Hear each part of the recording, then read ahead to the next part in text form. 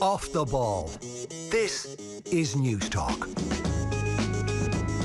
Now you're very welcome back. Dermot Gilleece of the Sunday Independent is on the line. You're there, Dermot? I am, Joe. Good evening. Good evening. So, Scottie Scheffler was in red-hot form in advance of this tournament. The reason I think a lot of very seasoned experts weren't saying, well, this guy is the player to beat, is that Augusta does funny things and pressure does funny things, and look, he's new kid on the block and he's newly named world number one, going to be very difficult for him, and we also expected others to rise to the occasion, and well, now that all looks a bit foolish. It turned out he was the man to beat. Yeah, my suspicion was that you can't keep winning, which I suppose is unreasonable in one way, but it's in the nature of sport that somebody just can't keep winning every week, and that's the only reason I would have felt there was a doubt about Scheffler. I have to say, before the thing, I fancied Cameron Smith big time, mainly because of what he had done at the Players and then prior to that in Hawaii. But, it's wonderful. I mean, I think one of the most revealing aspects of the event for me was the humanity, really, of Scheffler.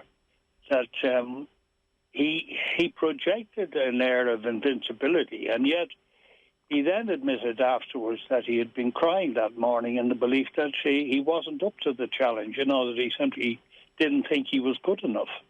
Yeah, I think that's wonderful. It's a wonderful insight. It's very striking because his demeanour on course suggested somebody impervious almost to the pressure. So it almost cast his performance in a very different light, a more impressive light. Oh, hugely so. In fact, the whole thing was a lovely story, really, if you looked at it from just from a human aspect of it.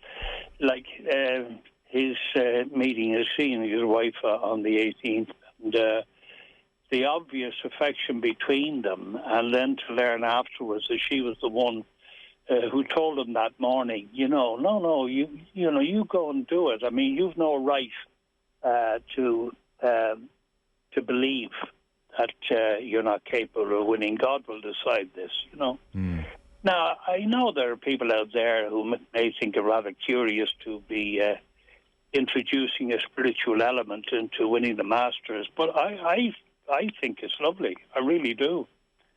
Maybe it's because I'm a bit closer to the departure lounge than a lot of people, yourself included, but I just like it. I just like the whole idea of it. Listen, there's always room for the spiritual. And on the 18th, we got a glimpse maybe of the pressure and how nerve can desert you if you let your confidence or your concentration rather wilt for a moment. That was an extraordinary four-putt on 18. It turned out Ted Scott told him to lay up when he asked Ted Scott, how many putts have I got left to play with here? Because he was obviously feeling the enormity of the moment. It was kind of practical enough, clever enough advice from Scott, and then, look, Scheffler made the putt. But again, that was a glimpse into the pressure. So what are we saying about Scheffler? Because in so much as anybody has been paying real attention, like really focusing on this guy, say, from the Ryder Cup, in terms of him grabbing, the casual golfing fans' attention. Since the Ryder Cup, he's been awesome. I mean, he can't sustain this. What do we think we're looking at here in Scheffler? Well, he reminds me a lot of Nick Faldo. I mean, he's similar in build for a start. He's 6'3". He hits the ball a lot further than Faldo did. But in terms of the short game, I mean, Faldo was a wonderful chipper and pitcher and putter of the ball. And Scheffler has all of those skills. They said of Hogan that Hogan's great strength was that he didn't have a weakness. And looking at Scheffler, it's hard to see a weakness. It really is. I mean, mind you, that episode on the 18th really shook me. I mean, as somebody who's been down that road of missing short ones, I was shook to the roots, shaken to the roots, I should say, by what he was doing. I was thinking to myself, his nerve may have totally failed him. I mean, and he may not find it possible to get the ball into the hole at all, you know. I mean, I know that's really an extreme thought, but it did cross my mind. It really did. Well, do you know, this theory will not be borne out, I'm sure, but it crossed my mind as well that he's not going to forget that moment either. That will revisit him at some stage, that he had that difficulty, almost akin to when Koepka won his fourth major. He was really shook and almost threw it away, and I think that has rattled his self-belief a touch. I don't know, Scottie Scheffler is not going to forget what he did on that 18th green in a hurry. I think you're absolutely right, Joe. I mean, you couldn't possibly. You know, he didn't manage the situation very well at all. I mean, and the winning of something is a crucial skill to have. You know, I mean, not just to be able to two-putt from where he was about 30 feet above the hole, but not just to be able to two-putt from there, but to actually manage the thing if he overran the hole a little bit. He was only about 4 feet past. But then again, we're told like that things like that. I mean, it's happened to Arnold Palmer that he started talking to fans as he was walking up the 72nd hole en route to winning a Masters, and suddenly he makes six and loses it. Yeah. Mainly because his concentration was broken. And by his own admission, Scheffler, if there are lessons to be learned, I think the lesson for Scheffler was that even with a 5-shot lead, you've got to finish the job, and you've got to keep concentrating until your work is done. It was a huge lesson in that regard. Yes, for sure. Rory McIlroy offered the Sunday viewer a jolt of electricity, which it needed. It would have been a drearier picture without McIlroy's 64 yesterday. So the uncharitable view would be he played well when he was out of contention and the pressure was off. And even when the pressure came back on a touch on Sunday evening post his eagle on 13, he struggled a touch again. Do you subscribe to that view? Yeah, well, I mean, if it proved anything, it proved that the challenge for Rory at Augusta is between his two ears. There's no question about that. I mean, his best round, if I'm not mistaken, prior to that, was his opening round in 2011 when he blew it. He shot a 65 on that occasion. What was most impressive, though, yesterday was that 64 was bogey-free, and it was the only one of the champion of the entire tournament that was bogey-free. And to do that at Augusta is, it's a hell of an achievement. But we've known, I probably said it myself, but I mean, we've known that the challenge for Rory has always been the mental one, But that proved it. I mean, you ask yourself, how does a fellow who has shot 73, 73 and 71 turn around and do a flawless 64 on the final day, Like there isn't the form there to indicate that he should be capable of doing that sort of a score around Augusta of all places, other than the fact that all the ingredients have been there all along, bar the key one between his two ears. Of the 52 players who made the cut, he was 46th out of 52 in putting. He had a bad putting Thursday and Friday. And then come Sunday, for instance, over that eagle putt on 13, you looked at him and you knew he was going to make it. There was something in his body language. His body language, the intent, the focus, and you're kind of that razor-like focus, that energy. That is generally not there when he stands over 8-footers. Well, this is the thing about Rory. I mean, his body language betrays him all the time. You can see exactly how he's thinking, how he's feeling from the way he behaves over a shot. And you're absolutely right, Joe, about the 13th.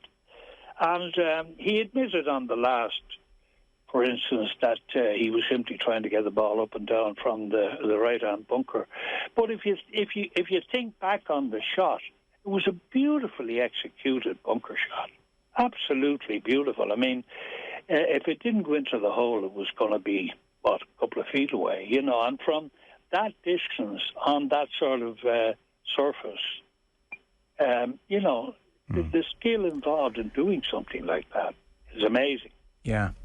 Can I throw something at you and shoot this down? And this is almost this is closer to pub talk than something that I'd feel confident standing over. But I just wanted to see what you thought. So on 13, he just had that razor-like focus, and you felt all he cared about was getting the ball in the hole. I watch him so often, and I feel he misses an awful lot of putts on the high side. And I think he's a touch self-conscious or a touch aware that everybody is monitoring his putting very closely. And I think at times he knows that the professional miss is to miss on the high side, and he wants to make damn sure he doesn't hit a bad putt and miss on the low side. And I think he overborrows at times. And I almost feel on 13 he's forgetting all that noise, and who cares what the commentators say and who cares what anyone says. I'm just getting this ball in the hole. And I'd love him to just do a bit more of that than almost worrying about, well, I've got to be seen not to hit a bad putt here. Yeah, I mean, that's what the great ones do. You know, they get the job done. They get the ball in the hole. And if you think about it, if you think back on the remainder of his back nine, incidentally, I was just doing some sums, and it's quite interesting. He had a back nine of 32, which was 11 shots better than his back nine in 2011, you know, which gives you an idea of the difference on that occasion.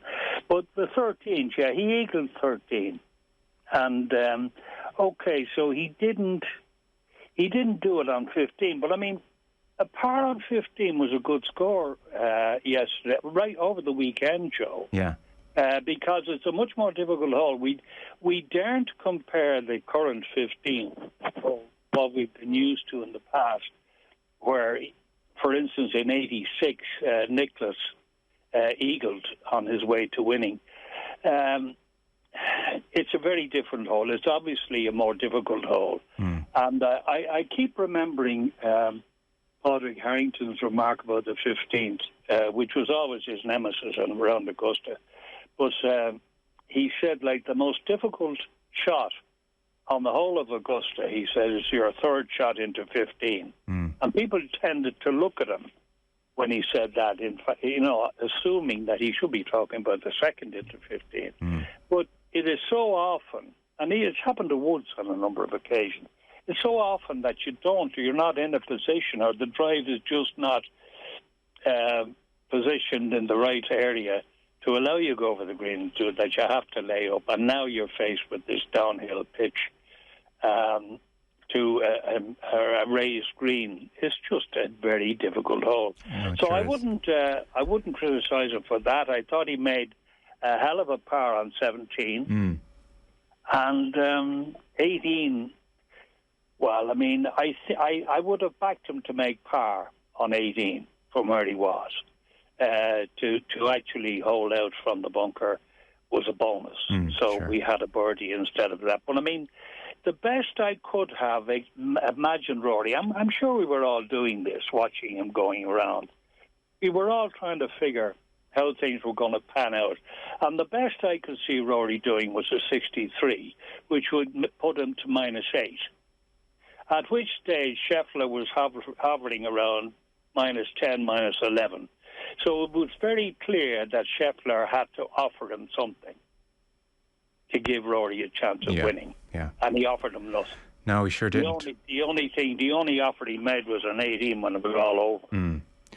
Well, look, hopefully we see more of that Sunday, McIlroy, because it's a thrilling side in golf. If you love golf, to watch him play that way is brilliant, and his talents...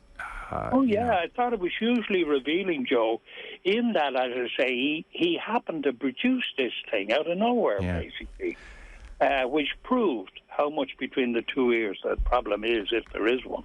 Shane Lowry, so tied for third, closing round 69. He was saying afterwards that he was a touch disappointed because he's playing so well at the moment, and it's not always going to coincide with the Masters, that you're in what you feel is red hot form. And he was saying, I just hope I can keep this going until the PGA, because I love these big tournaments. And he's now the PGA last year when he was playing with Harrington, and obviously Portrush, he's now starting to feature almost routinely at the big tournaments thereabouts. So you feel he's kind of peak of his powers in a way at the moment, and if something else is going to happen, it might happen quite soon. Yeah, I think you're right, Joe. I mean, what we saw yesterday is a measure of Larry's current standing in the game. You know, I mean, and let's be frank about this. As an Open champion, you expect him to be doing this sort of thing. What we saw yesterday was different in a way in the light of what happened at the fourth hole.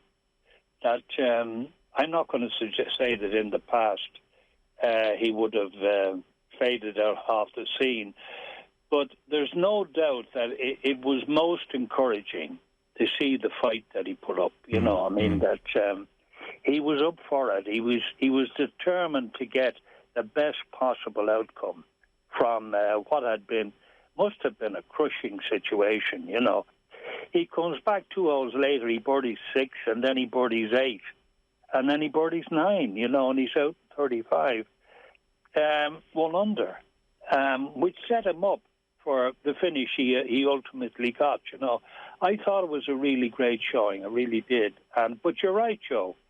He is a quality player, and it used to get to me, still does, when you hear commentators say, you know, wait till you see this fellow with the wedge in his hand. Wait till you see what he's going to do with this. He has such a variety of shots around the green. And you keep thinking to yourself, you know, why isn't this reflected in results? Now, it has been in recent weeks, there's no question, in this season particularly. But we're entitled to expect that of a player of his quality. And at last we're getting it. Before we go, it does seem we're certainly going to see Tiger Woods in this part of the world. He's going to be at St Andrews. He confirmed that. He didn't mention Southern Hills for the PGA or Brookline for the US Open. Maybe those courses don't quite suit him as much. But St Andrews suits him. The acumen, the shot making, the imagination, the terrain for his leg, and distance will not be an issue. So I would think he will walk away here very, very quietly, satisfied and thinking another 2 months of rehab and golf fitness and sharpening my game. He could. I mean, we'll see him at the weekend at St Andrews certainly, and maybe more besides. It was an extraordinary performance. Oh, I mean, it's you know, he defies all predictions. Really, thinking about Southern Hills, I was there in. I think it was 07. Right. Was it 07 at the PGA? But anyway, I remember on that occasion where Woods won on that occasion. He verbally mocked the other players for their inability to cope with the physicality of the thing. You know, I mean, it was just unbelievably hot, and obviously, as the name of the course would indicate, an seriously undulating golf course. But as I say, he was mocking the other players for their inability to cope physically with it. But anyway, yeah, you're right, Joe, about St Andrews. I mean, it brings to mind what he has done there, and you know, particularly 2000 was such a memorable win, and it was interesting. A little surprising, maybe, to hear him say that it's his favourite of all golf courses. I know. And saying it's standing on the Augusta property, I thought he was going to be carted out. This is it, Joe. I mean, it reminds me of Nicholas was asked what were his 2 favourite golf courses in the world. And he said St Andrews for where it is, and Augusta National for what it is. Okay. And I thought they were very interesting replies. I mean, the very idea of walking onto a golf course in the middle of a town, well, St Andrews is a city, but, you know, to see it as it is, the Americans are just blown away by it. The very idea that in this day and age you could have such a facility is beyond the ken of most Americans. And I marvel at, I give the Scots absolute credit for not messing up the place, you know, which they haven't done. Yeah, they haven't. Well, listen. Knowing our planners, I just wonder what we'd have done with it. But go on, sorry, Joe. Nice apartment block between 1 and 18 would be nice, no? We are out of time. Hopefully we get a Tiger Harrington final group at St Andrews. You heard it here first. We're out of time. Dermot Gilleece, the Sunday Independent. Thanks, Dermot. Thank you, Joe. Off the Ball on News Talk.